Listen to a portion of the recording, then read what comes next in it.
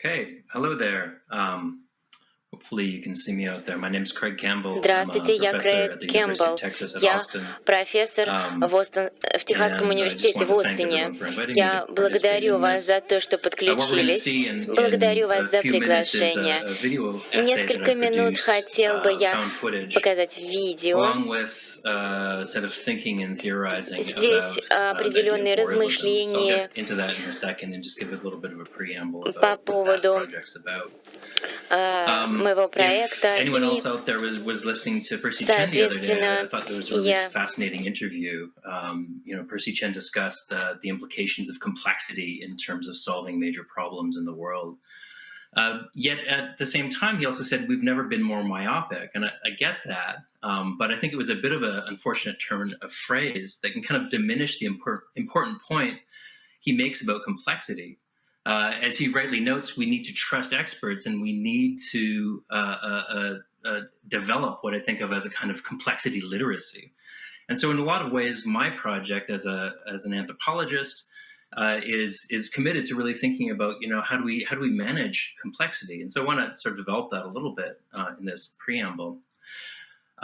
In many ways, I think what we're asking for is better description of the world we live in without losing track of the affect and lived experience. I'm deeply concerned with the technocratic tendencies and accelerationist proclivities of contemporary tech, engineering, art, and design thinking. So the video I've produced here is inspired in part by ongoing work of the Bureau for Experimental Ethnography, which is a lab I foster with Casey Boyle and Marina Peterson at UT Austin and a great group of other faculty and graduate students. So with that, I also want to echo Laurie Emerson's calls for more labs in the post-humanities and the kind of great work that she talked about earlier today. So today, what I'm presenting, as I said, is a found footage video essay based on sort of many years of interacting and engaging with the Siberian North and thinking a lot about and with indigenous peoples in Siberia and around the world. Now, there's a few key ideas at play in the video, and so the first one is stereotypes. And I guess I want to say stereotypes are not so simple. They're codeterminate, evasive. They fall apart and they cohere in different ways. Stereotypes identifies kind of a multiple assemblages, some lively, some obsolete. And so I use that term with care here. I try to use it with care. The other one is these sort of two concepts of borealism and Orientalism. Of course, borealism comes from Edward Said's. Orientalism was developed by Kristen Scham and others in the Nordic countries. I also deploy a concept I think of as ornamentalism, which is kind of a legacy of the Stalinist idea of national in form and socialist in content. And actually, recently I found a great quote from Frederica Prina, and she says, despite the early references to political self-determination mentioned above in her paper, nationalities and ethnicity-based regions were clearly not autonomous political actors. They operated within a rigid social political framework supplied by the state, which is aptly captured by the well-known Soviet slogan, national in form, socialist in content. So deployed in the 1930s, 1930s and 40s, this idea of national in form, socialist in content, developed some of their thinking around the relationship between ethnic minorities and a majority Slavic population in Russia. And particularly, I'm thinking here in Siberia. And so this is where actually we come into the idea of settler colonialism, which is a major sort of critical category of thought in anthropology and elsewhere. And I think a lot with Kim Tallbear and Audra Simpson, two indigenous scholars. And I developed this a little bit also as socialist colonialism, thinking about the ways in which socialist formations produced their own kinds of colonialism. Now, all of this is built on top of the idea of the cryosphere melting, the cryoscene, concepts that have been developed by Michael Bravo and others. And so we're thinking also in this video about notions of global warming and climate change. So how do we bring these concepts together of borealism and Orientalism with thinking about the kind of elemental media produced through the melting of permafrost and the warming of sea ice and temperatures of the ocean, etc. Finally, the last one I want to address is the idea of the pluriverse. The pluriverse and this idea is that we do not inhabit one world, but instead a pluriverse of divergently, mediated worlds. There's multiple worlds that we're engaging with. We're all living on the same planet, and yet we're engaging with one another through these divergently mediated worlds.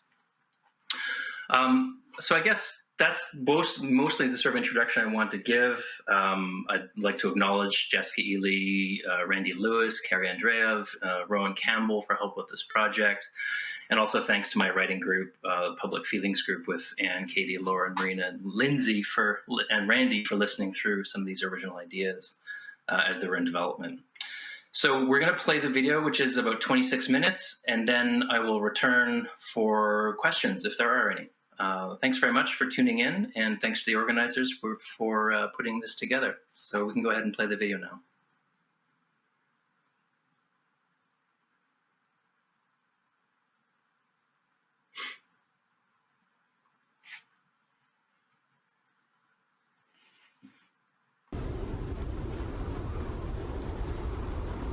A systemic, pervasive, and superficial orientation towards the other is not insignificant.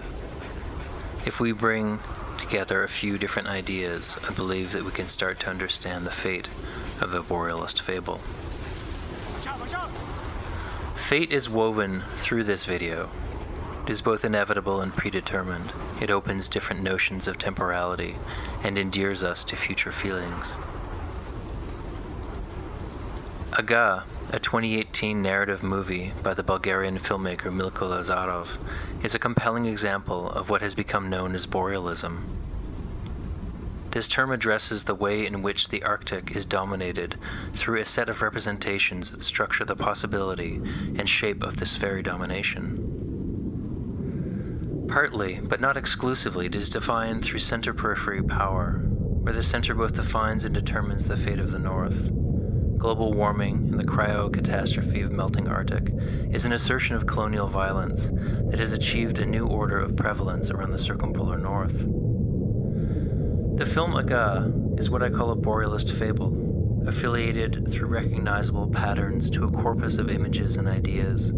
It is an expression of a metacultural anxiety, the loss of authenticity, the loss of nature, and the associated loss of the indigenous. This film is described as a parable. We are told that it is an elegant cinematic experience that transports the audience to another time, to an atavistic way of life. The mystifying climax is both heart-wrenching and head-scratching. We are told it is exceptional.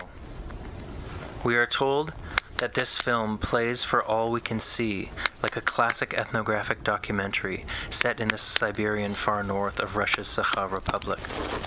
We are told it is a sweet, poignant story that engages the audience with exceptionally long close-ups and panoramas of the stunning environment. We are told it is a fascinating view that for most of us provides a glimpse into a very unfamiliar culture.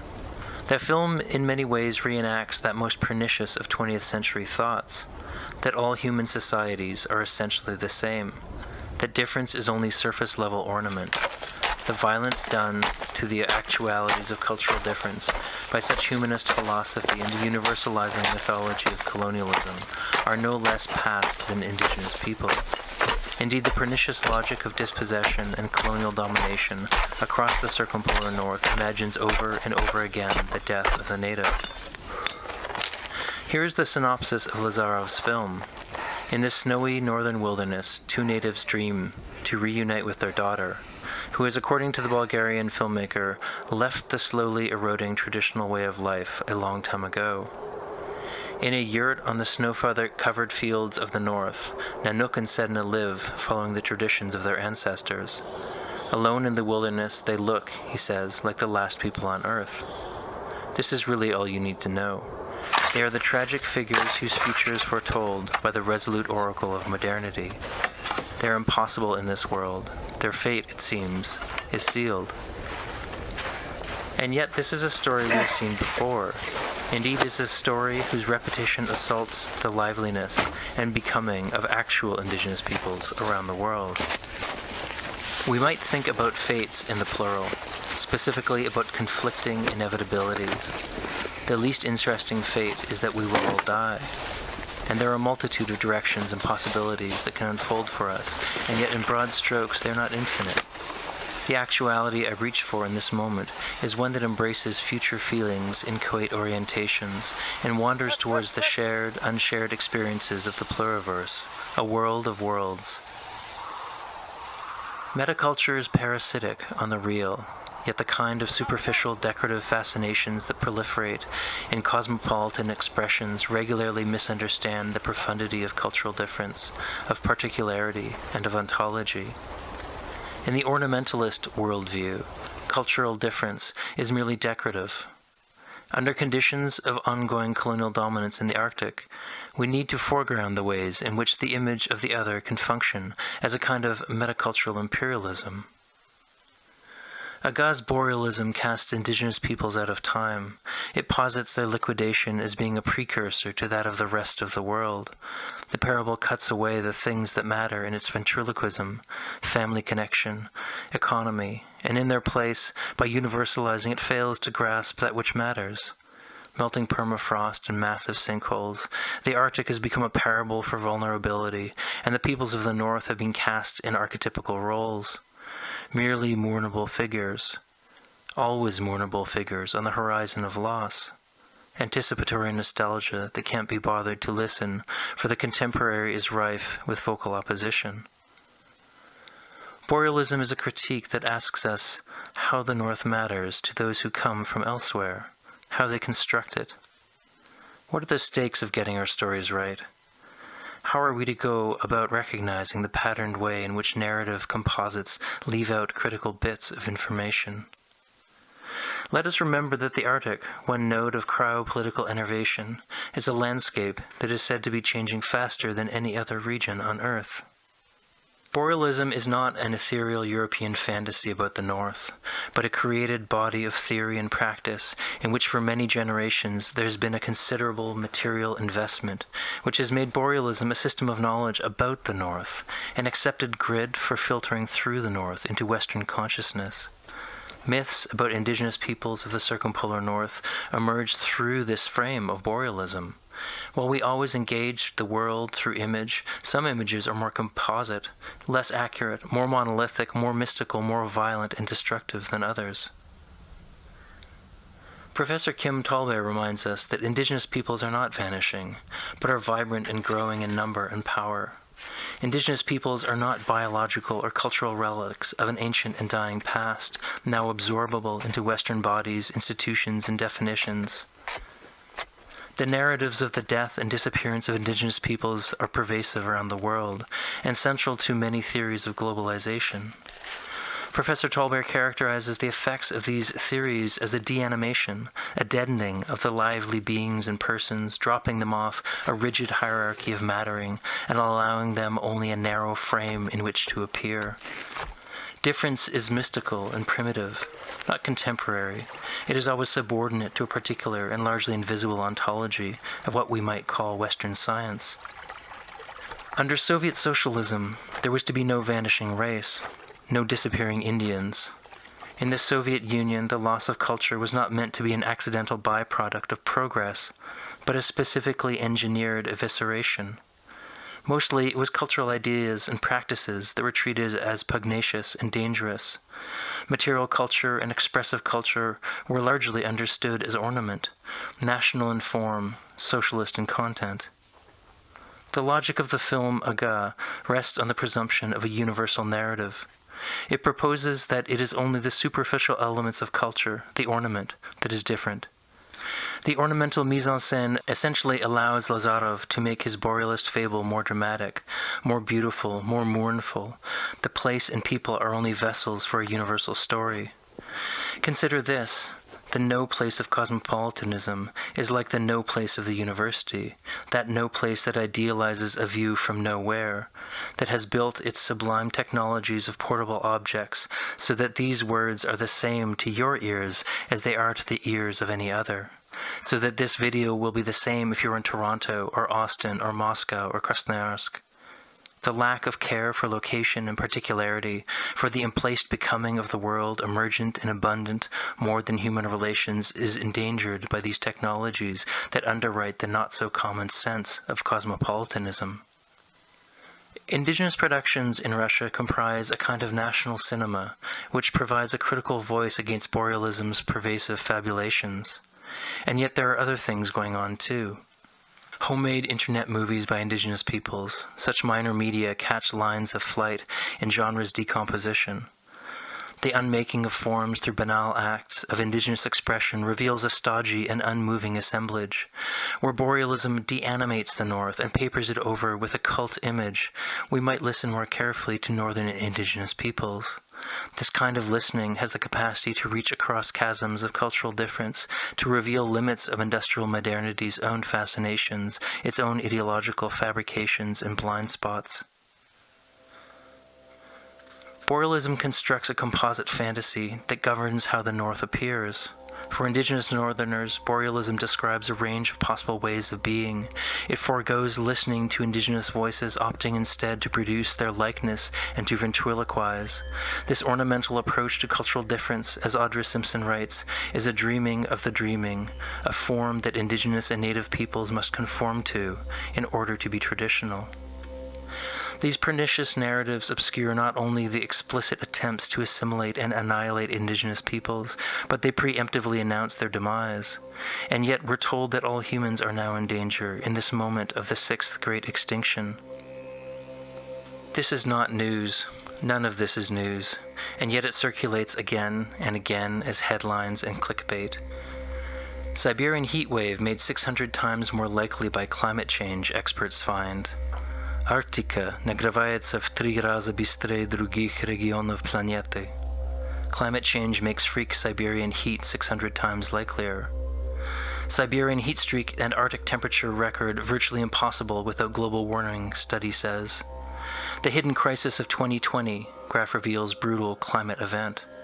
The Guardian published in June this summer that Russian towns in the Arctic Circle have recorded extraordinary temperatures, with Nizhny Pesha hitting 30 degrees Celsius on the 9th of June, and Khatanga, which usually has daytime temperatures of around 0 Celsius, hit 25 degrees on the 22nd of May. The previous record was only 12. Bodenhorn and Ultragasheva report they have seen how the warm winters, which foster erratic behavior of migratory wild animals, often exacerbated by forest fires, can also trigger permafrost melt, that in turn causes frequent flash floods and landslides, which then prompt snow avalanches in mountain areas. The chain of complications continues in multiple and unpredictable directions. One would be forgiven for thinking that we're in the end times. This is certainly what it seems to be in the theme of Milka Lazaro's film, Aga. The stakes of prolonging the projection of colonial fantasies onto northern bodies are exacerbated by global warming. What some provocatively call the end of the Cryocene, the end of cool, the end of ice, is elemental media. I am motivated by the calls for greater attention to cultural difference and the implications that such difference is not a matter of playing dress-up, but of listening. There is no listening in Aga. There's certainly a rich value in the film, mostly seeing indigenous actors and filmmakers at work, but that is all reading against the grain. Borealism in this register is designed to make you weep for the loss of something it nearly names, but does not understand. It fails to apprehend what Thalberg calls an indigenous metaphysic, which includes, she says, ongoing intimate relations between indigenous peoples, as well as between us and non-humans in these lands. Seeing us as fully alive is key to seeing the aliveness of the decimated lands, waters, and other non-human communities on these continents, she says. Denying the vibrancy of indigenous lives and ontologies through borealism's sleight of hand erases once again indigenous thought and practice. As Russia plans, according to Vladimir Putin, to continue to grow into the Arctic, the conflict between indigenous peoples and Russian-centered industry will unfold. This is not simply a question of better sharing the profits of Arctic exploitation. A new conviviality is not merely a redistribution of wealth. A new conviviality is a repartitioning of the sensible, both common or shared sense of the way the world is, and sensible as in an affective world that is encountered and felt through everyday ways of being among other beings. The symbolic annihilation of the indigenous and the erasure of radical difference forecloses valuing indigenous peoples and their dynamic conceptual frameworks that could, if taken seriously, help shape broader knowledges and practices in ways that might lessen global devastation. This echoes the work of myriad cultural anthropologists whose task, on one level anyway, is to listen and help give voice, not just to difference, but to the implication of difference. Where ornamentalism stops is where the pluriverse begins. Anna Singh says that we're stuck with the problem of living despite economic and ecological ruination. Neither tales of progress nor of ruin tell us how to think about collaborative survival. It is time, she says, to pay attention to the more than human worlds envisioned already by indigenous metaphysics. Not that this will save us, but it might open our imaginations. Is the borealism of Lazara Zaga not a kind of metacultural cosmopolitanism, whose voracious appropriative gaze in its frenzy to consume ornamentalist difference fails to listen to powerfully challenging voices? Not least of all those who register a long and long ignored complaint of dispossession and cultural genocide. What might we hear if we listen a little more closely? Perhaps those who are not Eveni might learn about Julachon, described by the anthropologist Olga Ultragasheva as a kind of traveling and unraveling of temporal notions connected to prediction and fulfillment involved in the Eveni conceptualization of personhood and destiny. Those who are not indigenous might see in Alexei Vakhrushov's film Book of the Sea a better way to appreciate the interpenetrating worlds of Chukchi and whale people and the zones of animating life and death. The kind of animation that works to dislodge the ventriloquizing gaze of borealist narratives that have already foreclosed on the north as a zone of sacrifice, a site of mourning. Consider the explosion of films in the Republic of Saha, that burgeoning national cinema that made Aga possible has an ever-growing list of remarkable movies, including Above Me the Sun Never Sets and Tsar Eagle. These films and ethnographic accounts tell actual stories of lived indigenous experience, whose ontological differences shake the foundations of industrialism's death cult that seems only capable of reproducing its own mythologies and laying track towards more alienation and more destruction. Of course, you don't need films or ethnographic accounts. The most exciting glimpses of indigenous endurance for me are on the internet, on Kontakte, Facebook, Instagram, YouTube. These constitute a minor media that has the capacity to disturb familiar assemblages of television and film. Indigenous Russia has produced a steady stream of discontent and challenge. The insurgency of such minor media exists de facto in a world where indigenous erasure is de jure. That is, regardless of intent and content, indigenous-produced media agitates colonialism's Elysian machine. Minor media might also include the recent hashtag activism led by activists in Russia who decry the unsustainable resource exploitation, destruction of nature, and violation of indigenous peoples' rights.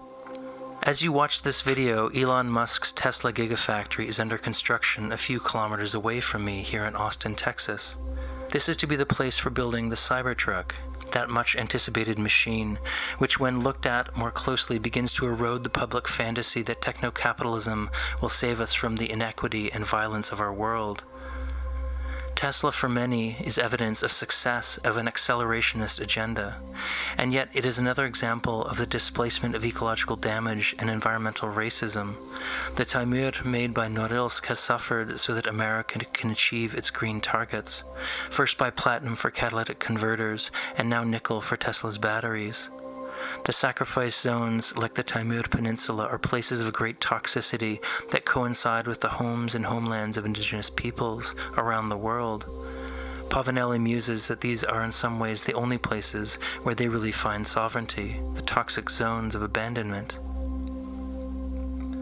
Hashtag no nickel from nor nickel. Hashtag answer us, Elon Musk. Hashtag defend indigenous Arctic.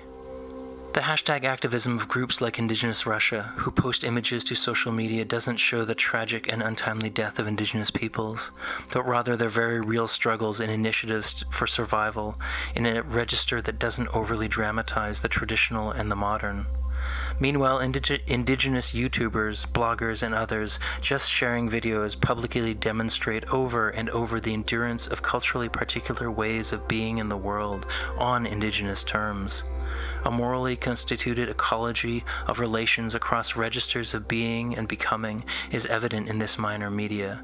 Not only do they cut stroganina and set traps as they have done since time immemorial, but indigenous YouTubers register their celebrations with guitars, they play Grand Theft Auto, they celebrate anniversaries and national holidays, they vacation on the Black Sea, all without losing place in their more than human world. It is with a sense of irony that I write about the fate of a borealist fable from Austin, Texas, and yet we see one kind of metaculture at play here too.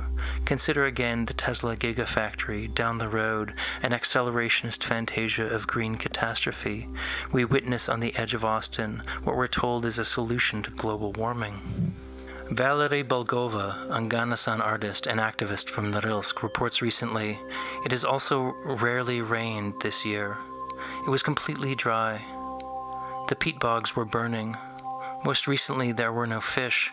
And something happened to the reindeer this year. Photos were sent from remote villages. The reindeer wandered back and forth across the river crossing.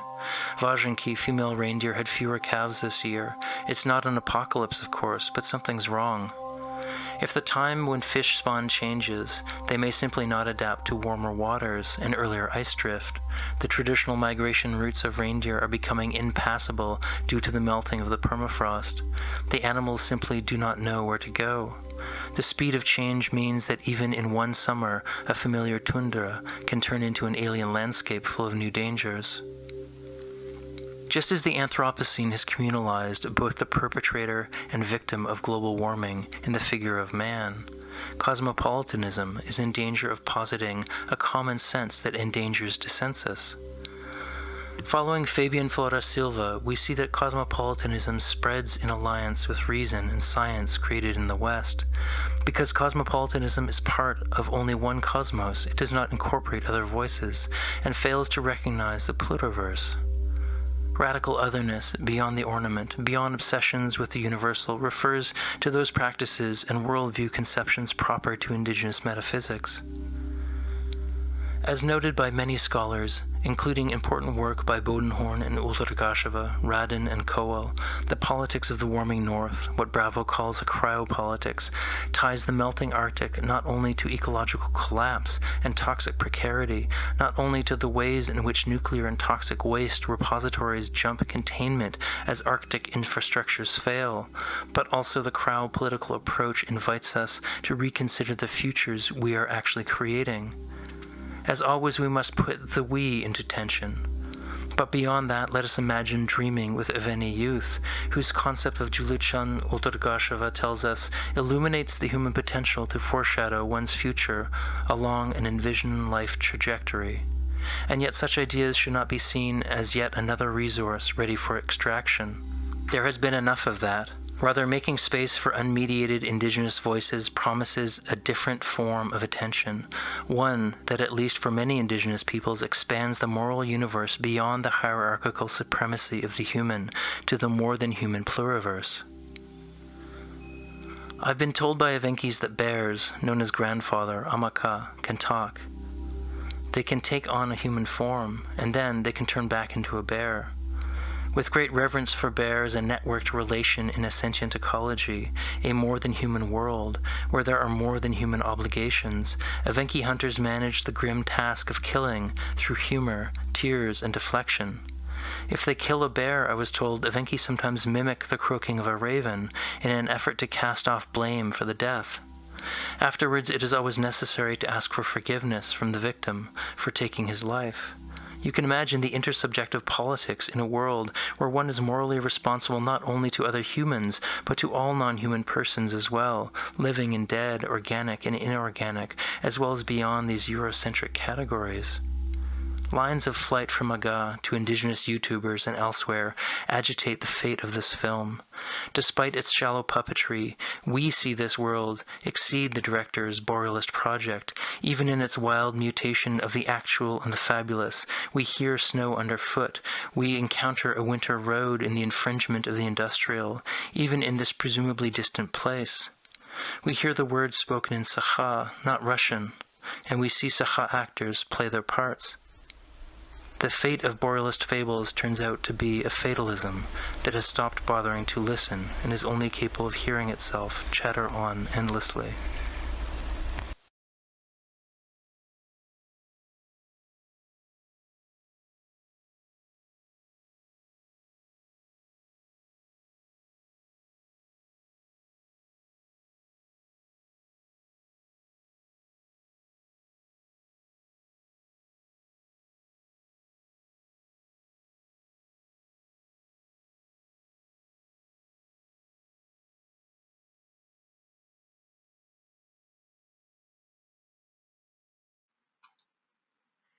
Okay, great. Thank you. Again, I really want to thank the few other people. I forgot to thank the translators. So I sent this video really late to the group of translators. And so, thanks tremendously to Sasha Puchkova and whoever ended up translating this at the last minute. So I've got a sort of some texts about some questions that have come up from Sasha, and so I guess I'll read those and see if I can answer them, and then so we'll go from there. So let's see. The first one, Craig, why are you interested in the topic related to indigenous peoples of the Arctic? Why is it close to you? Well, that's the story starts, I guess, with working as a graduate student, or rather an undergraduate. I became fascinated with the Russian North. I'm a Canadian, and was also sort of fascinated with the Canadian North. I started studying at the University of Northern British Columbia under people like Gail Fondel and Gregory Pulitzer, and then had a chance to travel to Yakutsk and just kind of fell in love with Siberia. I really had no interest in Russia proper, but mostly in Siberia and indigenous peoples in Siberia particularly. So that's where it came from. And then over the years, I've worked on various different projects with indigenous people in Canada, in Russia, and down here. So that's kind of where it came from. And so it's just sort of an enduring commitment to thinking about and thinking with indigenous peoples in a settler colonial context. And it's an incredibly challenging and important task. And so that's where that comes from. Another question I have is, let's see, number 2. To what extent can the media created by peoples and, for example, created by a Bulgarian director really reflect the current state of affairs? It seems that these are reflections of the past. Not sure what that means exactly, if they're reflections of the past. So if I look at a YouTuber from like a Komi YouTuber or someone from Chukotka who are like YouTubing the pictures of their life, talking about their vacation, to me, that's not at all about the past. That's about them living currently now and living these active lives that are really not represented by projects like the one that we see in Lazarov's film, and by the way, it's a beautiful movie. It's just deeply, deeply problematic. I'm much more excited about the films that are being made by in Sahawood, but like I said, this Надо мною солнце не садится and Toyon Kyul and other films that are coming out of that. It's a remarkable cinema. So you put the minor media of YouTubing and things you see on Vkontakte and videos and photographs, protest movements. That to me is about the contemporary, and so it's indigenous peoples being able to represent themselves on their own terms, which I think is the sort of critical moment that we're thinking about and that we're in. So number 3, what prospects do you see for the inhabitants of the North? Is the revival of northern regions possible? What is needed for this? It's a great question. I mean, I'm trying to read really broadly. I'm trying to learn as much as possible. Unfortunately, what really concerns me is as the North melts, we get industry pushing further and further into the North. Extractivism is sort of amplified and ramped up, and so the kind of indigenous rights to manage land, indigenous rights to hunt, to fish, to have water that's not polluted by radiation or oil spills or spills of fuel like the one that we saw in the summer from Norilsk. This becomes increasingly impossible if we don't get states that are actually actively working towards a recognition of indigenous rights. Furthermore, as I said, without resorting to a kind of extractivism of ontology or extractivism of ways of indigenous thinking and doing, we can also start paying attention to indigenous voices and listening to what they are saying. Right, and I think that listening is what's really critical, and it's a central metaphor in this project. And I guess I hadn't quite thought about this till I started speaking it out. Is if we're pitting looking as a kind of passive activity, which I don't agree it always is, but the kind of looking that is created by borealism against the listening that I'm calling for, which is bears with it as a sort of a metaphor for relations and good relations, is active rather than passive. It doesn't necessarily have to be that way. We can sit around and listen in borealist ways as well, but that's not the way that I mean it. Again, the prospects for the North, I don't know. I'm deeply, deeply pessimistic, but I also try to bear as much optimism as possible in terms of thinking about action. So, the protest movement, no nickel from Norilsk, answer us Elon Musk, these sorts of things are critical and hopefully will continue to grow. But I'm deeply concerned. Number 4, are the videos published on social networks with which you work as a call for help? The need to be visible, to be understood precisely, is in an undistorted context. So the videos that I shared, some were ripped from films and videos. I got like Aga and the other ones, the Saha films, and their trailers. A lot of the footage is my own Super 8 film that I shot. And then I've got some friends in Evenkia, and I asked them to use some of their videos as well. And so there's clips there. So they're circulating all over the place. There's a lot of really, really interesting videos that are being produced by largely men, at least the ones I've seen, that are about hunting. And they seem to be massively consumed by Russian hunting culture and Russian back to the landers and stuff. So people are really, excited about the idea of learning skills from indigenous peoples about, how to sharpen a knife, or how to wear a knife in an Evenki style, or how to make a lyulka, as you saw a little clip there, or how to cut stroganina, for example. So these are circulating and published online, and you see them on YouTube and Vkontakte all the time. Let's see, another question from number 5. Where have you been on the territory of Russia, and what was the most unusual or memorable? So as I mentioned, I was in the first place I traveled to was in 1996, I believe. No, sorry. Yeah, 96 or 1995. I traveled through Komsomolsk-na-Amur to Yakutsk, and I lived in Yakutsk for a while.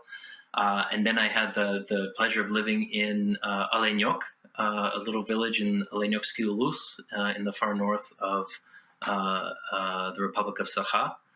And that was the beginning, really, of a long journey and engagement. And after that, I returned and spent time working in Krasnoyarsk and Tura from the Evenkiysky Autonomny Okrug, which is now the Evenki Municipal District. So I lived in Tura, I lived in Ekanda for a little while, a small village. And then over the years, I've also, traveled around to Moscow and St. Petersburg. I've had the great opportunity of developing friendships with the university in Novosibirsk, NGU, and so I've got a long-term collaboration with my colleague Anatoly Blage, and the group of scholars there at NGU are just great and phenomenal. So I've spent a lot of time in Novosibirsk as well. Oh, and finally, I guess I was in Tuva, Kazil, and some places around Tuva. Let's see, what patterns of behavior among northern peoples seem special? You know, I mean, what fascinates me is I mean, it's kind of grim, but, you know, comparing the colonial experience in the Siberian North and in the Canadian North, and trying to think about, you know, what was the 20th century for Indigenous peoples, particularly, in thinking about the sort of the rise of nation states in the particular manifestation that they did in the 20th century, what that looked like in the under the capitalist conditions in Canada, for example, or in Alaska, and then, you know, under socialism in Russia, the ways that Indigenous peoples in Russia were sort of drawn into the Soviet project really fascinated me. And so, you know, there's a great, you know, history of, and I don't mean this in contradistinction to Canada, but in particular, I'm speaking about Siberia here. You know, the number of Indigenous intellectuals, the kind of projects they were invested in terms of you know, writing newspapers, writing books and articles, histories, all of this, you know, to me that has been so important and so fascinating, because it mirrors and is you know, really quite different from what we see in the Canadian context. And so at the same time, I see the perseverance of you know, really profound notions of relationality between humans and animals, and humans and place in particular. And so, you know, when I speak with Evenki people in Evenkia, there's such a profound connection to place and to land in ways that go beyond what those words are actually really able to capture. So when I say land or place, these are kind of like portable, in some ways kind of meaningless compared to the depth of relationality that is expressed by living and being in these places over generations. Knowing the land by walking reindeer trails, knowing the land by experiencing it continually over and over and over again through the seasons. That to me is one of the remarkable things that I've learned. Let's see, there's one final question. Why did you choose this essay form? How often do you work with it? So the essay form is something I've been trying to develop for a while. I've done versions of it, but never quite in this vein. A colleague and friend of mine, Fiamma Di Montezomolo, has produced some amazing video essays that I found really inspiring. And you know, lots of, frankly, I'm much more inspired by the sort of experimental film community than I am conventional documentary film community. And so it's through a lot of engagements with people on the edges. Toma Peyu, for example, hopefully you're out there, has been doing some really amazing work, as have students around my university through the radio, television, and film program, and then, of course, through our own anthropology program. Are exploring ways of producing knowledge and ideas through a kind of camera-led research, where they're picking up cameras and using that, or using visual media and audio media as a way of exploring their ideas. So it's not just illustrating your ideas with video, it's actually using the video itself and using the project itself to transform your very ideas. So the video essay you're seeing here emerged in conversation with those visuals as well. I think that's it. I had 7 questions, and I hope that answers them. Doesn't seem like we have any kind of interactivity here in terms of other questions. So I just want to extend again my thanks to the organizers of this conference and workshop, and the translators who helped translate this, and everyone who has tuned in. So thanks very much, and be well. Ciao.